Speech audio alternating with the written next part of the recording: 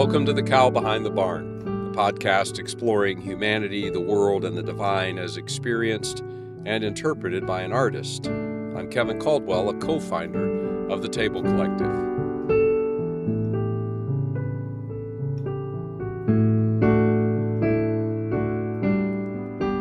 Well, the time has come to talk about time.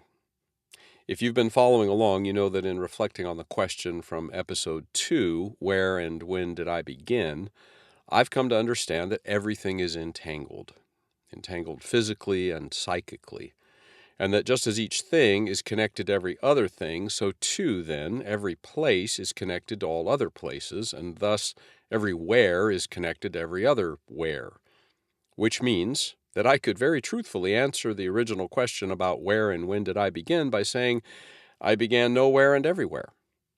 Now, obviously, I don't typically tell people nowhere if someone asks me where I was born.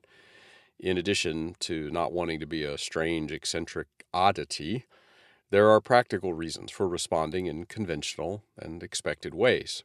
By practical, I mean that our conventional ways of talking about such things are part of how our world operates. Something needs to be included when filling out forms that ask us for a place of birth, after all. But even apart from that, I believe there are certain places where I am more entangled than others, where collections of the particles entangled with the whole cosmos are more entangled with me than those entangled in other locations, maybe. So, although I might know intellectually that Arcadia, California is not just Arcadia, and that Bakersfield, California is not just Bakersfield, and that they're made up of all sorts of particles from other places, affected by generations of people, etc., my memories and emotions are so powerfully wrapped up in those particular collections of cosmically connected elements and people that it makes profound sense to say that I was born in Arcadia and raised in Bakersfield. And now it's time to talk about time. What about when I was born? My official forms of ID all give my birth date, with a year and a month and a day, and if my mother were here, she could tell you the hour and the minute.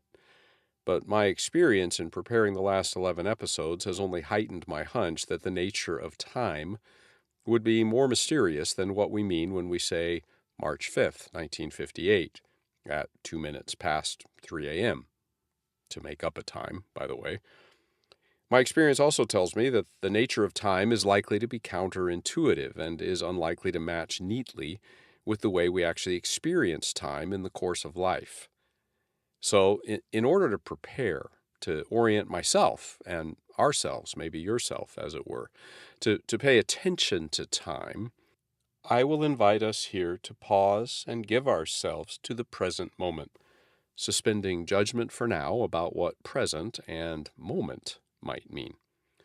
I invite us to do this as fully as possible, and in doing so to allow ourselves to be aware of how slippery time is, how mysterious our experience of it is. This poem I'm about to read for you, Eyes Open, was the result of my own experience during an extended meditation in which I was seeking to just be present in and to the moment. Eyes open.